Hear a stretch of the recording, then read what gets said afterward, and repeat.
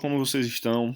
Hoje nós vamos conversar um pouco especificamente sobre o Manual Técnico de Limites e Confrontações, né? Esse é um manual que foi, enfim, implementado pelo INCRA a partir de 2013, com o advento da terceira edição da norma técnica do georreferenciamento de imóveis rurais. A gente viu um pouco, né, ele por alto, mas hoje vamos discutir mais aprofundadamente sobre as definições, sobre os tipos de marco, principalmente, os tipos de vértice, principalmente, que são e as formas com que são aplicadas, mas destacar que essa segunda e terceira parte, né, tratam sobre as definições, alguns autos descritivos, né, como por exemplo os corpos d'água, cursos d'água, canais, mas que é importante destacar que vocês façam a leitura para que não tenhamos dúvidas no cotidiano do trabalho, como por exemplo o que seria uma linha ideal, né?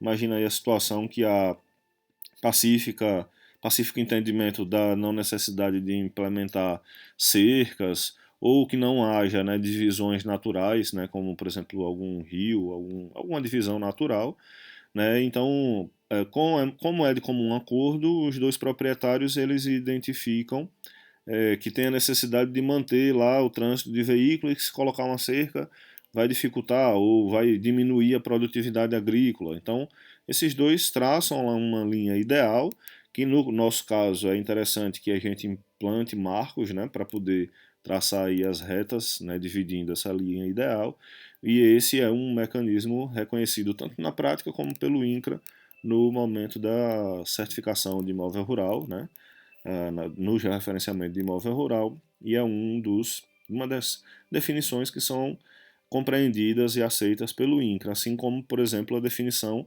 do que vem a ser um imóvel rural, né, considerado aí no georreferenciamento. É aquele que é objeto do título de domínio. Então, verificar que para os casos de compra e venda, para os casos em que não haja o registro jurídico, tem que se reconhecer, tem que se formalizar, né, esse registro jurídico para que seja reconhecida a titulação do domínio e a partir dessa titulação, para que seja feita, aí sim é possível ser feito, né, o georreferenciamento de imóveis rurais. Claro, nos casos em que for feito o georreferenciamento juntamente com a compra, com a venda, né, um ato que é contínuo. Então, destacar, é, enfim, que há áreas inscritas, né, nos títulos de domínio, né, e aqui algumas segue a regra, né, como eu falei, né, o objeto é que cada parcela seja individualizada, né, o intuito é que com o georreferenciamento de imóvel rural, cada imóvel ou cada parcela de terra tenha uma matrícula única, né, individual, mas a gente tem algumas situações, né, do passado que fogem a essa regra, como por exemplo as matrículas que foram feitas, né, que foram transcritas, registradas antes de 76, alguns cartórios admitiram áreas que não são contínuas serem matriculadas com uma matrícula apenas, né, e em um ato apenas. Então a pessoa foi lá, fez o registro do imóvel de áreas descontínuas, né, separadas, com uma matrícula apenas. Essa situação é que uma das que se busca regularizar, né, com o georreferenciamento de imóveis rurais. Há alguns casos que, por exemplo, a gente tem, né, o interesse de remembrar, né, então eu tenho lá já no INCRA, por exemplo, duas, três, quatro matrículas que são contíguas, né, são, enfim, adjacentes, e que há o interesse do remembramento. Então eu posso manter uma matrícula única, ou posso manter as matrículas iniciais, tendo aqui a titularidade de toda a área, ou eu posso entrar com um processo para tornar isso daqui uma matrícula apenas. O caso do interesse de desmembramento, né, que é o caminho contrário, eu tenho uma matrícula apenas, e aí eu quero fazer uma subdivisão, porém mantendo a titularidade, né, aí eu consigo manter apenas uma matrícula se houver apenas um proprietário, né, com um desmembramento, parcelamento aqui, mas apenas com uma matrícula. Obviamente que se for feita a mudança de titularidade, Aí essa área que houve a mudança de titularidade vai apresentar uma nova matrícula, né? Há os casos também que são encravadas, né? Então, a área interna de um objeto é objeto de título próprio, então a parcela do objeto do georreferenciamento corresponderá à área compreendida entre o perímetro interno e externo. Então, por exemplo, aqui é um titular e aqui eu tenho outro titular, né, de propriedade. Claro, cada uma vai corresponder à sua área. Aqui as situações de posse, né? Então, por exemplo, a área interna está integrada no imóvel a que se refere o título de domínio, mas encontra-se ocupada por posseiro. Essa área daqui está ocupada por posseiro. A área interna não deve ser deduzida, só que nesse caso daqui tem como regularizar, né? Então tem aqui o adendo, reconhecendo que não será possível retomar a área ocupada pelo posseiro e desejando regularizar a situação da parte restante, o proprietário, né, da área maior poderá alternativamente adotar um dos seguintes procedimentos: ou otorgar o título, né, e aí com o título esse posseiro daqui pode solicitar lá o georreferenciamento, né, e a matrícula própria, né, e aí ele se torna o proprietário, ou desmembrar, parcelar esse imóvel, individualizando em áreas, né? Eu posso até manter essa matrícula daqui, sendo que essa daqui maior seria de um titular e essa daqui seria de outro titular, né? Aqui é aquele caso que nós vimos, né? Então tem a posse e aí, se for reconhecido o título, o novo titular, né? Com o título, né, ele era posseiro, passou a ter o título, ele pode requerer, né, a situação A aqui de transformar essa área de posse em uma nova matrícula, desmembrando, né, essa outra área dessa outra área inicial, né, que era uma matrícula que abrangia toda a área. Destacar aqui que o imóvel somente será certificado, né, para imóvel rural, para o georreferenciamento de imóvel rural, após a titulação. Não tem como, sem essa documentação, fazer essa certificação e o georreferenciamento. Bom, especificamente agora sobre os limites, né? Os limites devem ser identificados, levantados e descritos de forma a retratar de forma fidedigna, pessoal, o imóvel rural, certo? Então, o mais descritivo possível e fiel possível.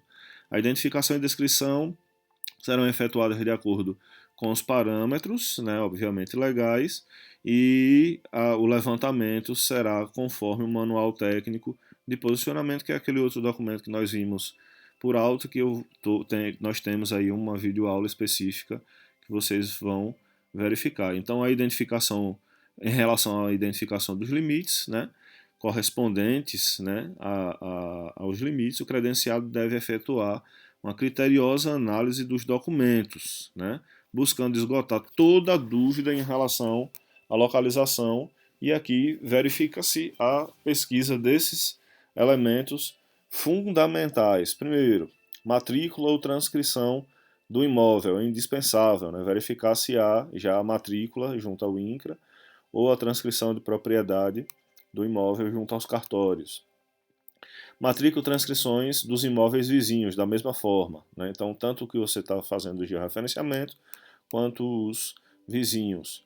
Títulos de domínio, por exemplo, há escritura pública, há algum formal de partilha que já foi feito, há uma carta de arrematação, né, compras, enfim, sentenças de usucapião. Então, todos esses documentos precisam ser questionados no momento do contrato, que vocês vão, né, dialogar com quem está te contratando, para que seja verificado que não haja nenhuma dúvida em relação à titulação ou à situação legal, prática e legal, né, da posse daquele imóvel. Título de legitimação das terras devolutas, enfim, são documentos aí emitidos pelo INCRA. Verificar as peças técnicas, né? Há plantas, aqui tudo você solicita. Foi feito algum memorial descritivo em algum financiamento para banco, foi feito alguma caderneta de campo, de algum levantamento que foi realizado anteriormente, né? Então, solicitar do imóvel que você está fazendo e também dos confrontantes. Nos casos dos imóveis passíveis de titulação, a gente tem que verificar lá os itens do item 3.2, deverão ser observados os limites de respeito além das indicações anteriores, né? Então, O 3.2, né, voltando aqui para a gente verificar propriamente, é o que trata, né, os tipos de titulação que a gente viu, né, que é no caso de titulação de área pública ou de uso capião, né, foi o que nós vimos agora há pouco.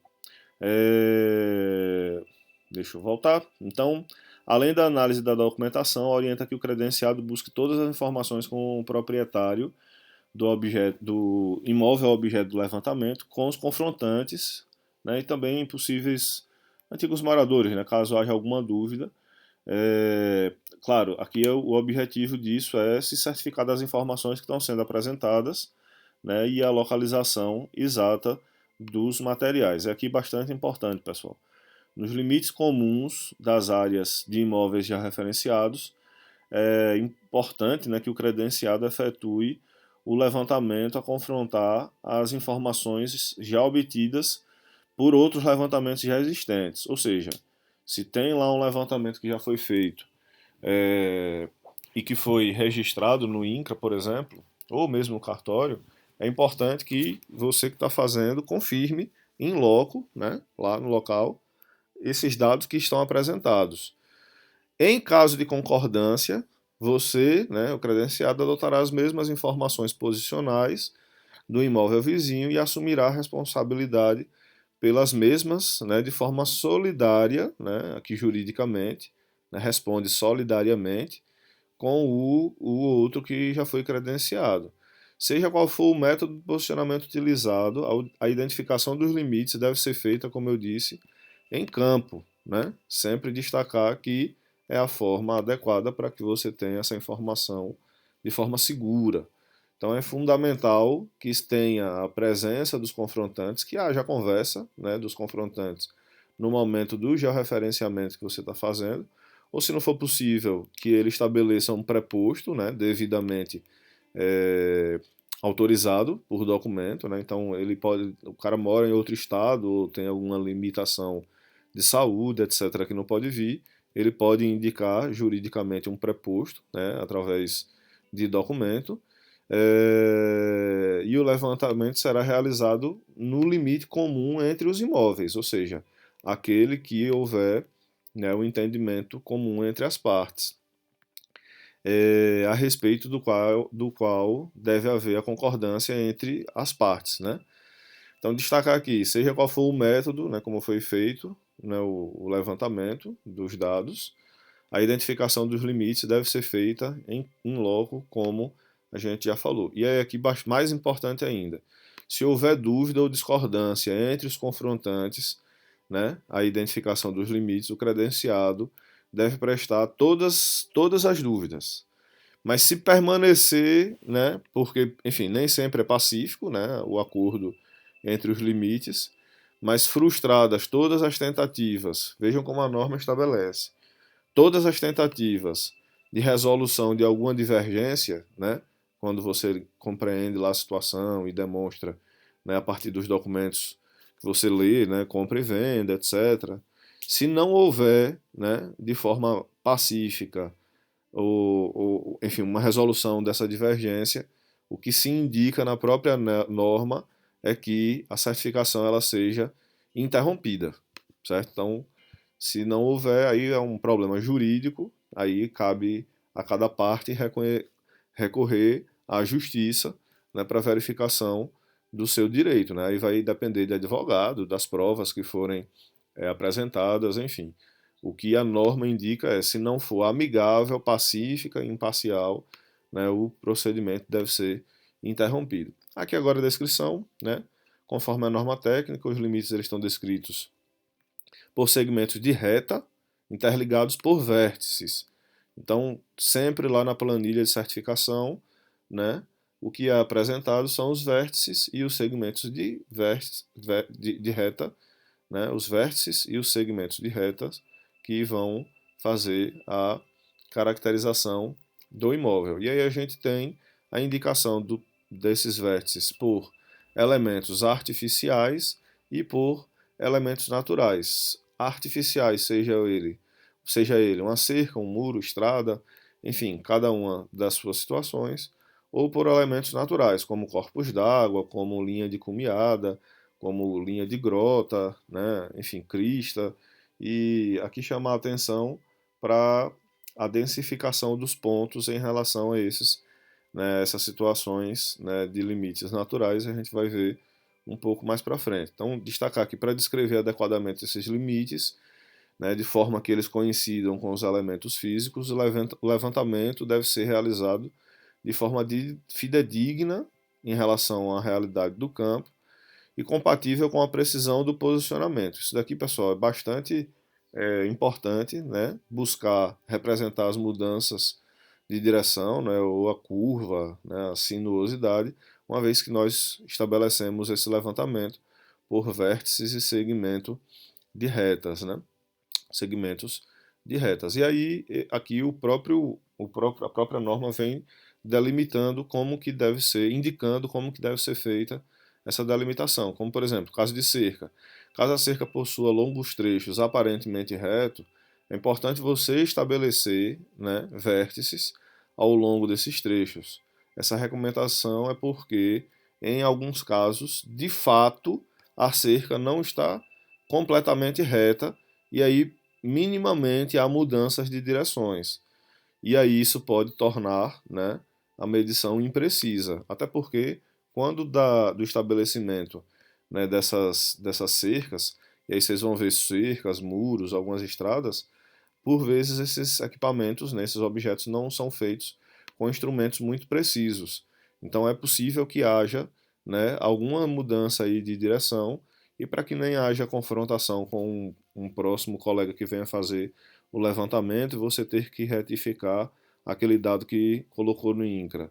E também para ser de forma fidedigna, o ideal é que seja feito o mais próximo da realidade, né? E aí vocês estabelecem, né, para esses longos trechos, né, uma cerca muito grande, um muro muito longo, enfim, para que seja feita de uma forma mais segmentada. Então, estradas, né, para ser considerada aqui uma estrada como um limite, né, é considerada como limite a seja referenciada uma estrada com a estrada confrontante a um elemento, então que tenha uma cerca, que tenha uma linha ideal, né, e que delimita o campo da faixa de domínio. Da mesma forma, o canal, vala, enfim, aqui é a linha ideal que foi definida, que é definida como um vértice do tipo V, né? A gente vai conversar especificamente sobre ele daqui a pouco, mas só concluindo aqui, os tipos de limites artificiais, né? Casos de limites artificiais que não sejam tipificados precisam ser indicados dessa forma. E aqui, limites naturais, como corpos d'água, né? Então, o que a norma prevê? O limite coincide com a margem ou com o eixo, de acordo com a descrição constante no registro de imóveis. Então, pegou lá o registro de imóvel, verifica se a propriedade está descrita como até a margem ou como um eixo, né, do rio ou do córrego, enfim, tem que ver como que está descrito lá. Se essa descrição for omissa, não tiver indicação, aí tem que verificar o que diz o Código de Águas, né, que divide os leitos como cursos d'água em público e privado. Se for público, será considerada a margem, né? Obviamente aqui, né, porque o rio vai ser considerado um bem público.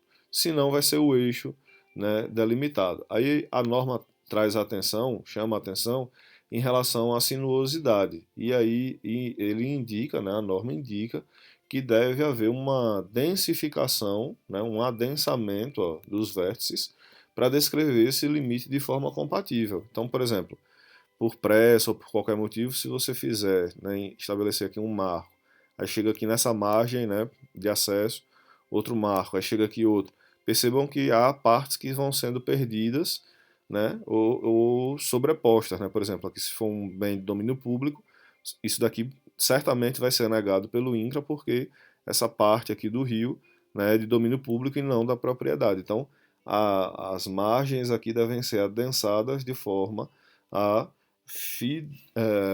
ser o mais fiel possível em relação, né, a esse mapeamento. Da mesma forma, linha de cumeada, né, as áreas de grota. Então, destacar aqui, por exemplo, ó, você tem o cume, né, essas áreas daqui devem ter bastante vértices, né, por caminhamento, né, por exemplo, para que seja feito, né, numa grota, por exemplo, para que seja feita a delimitação o mais próxima possível da área que vocês estão fazendo, né, o mapeamento.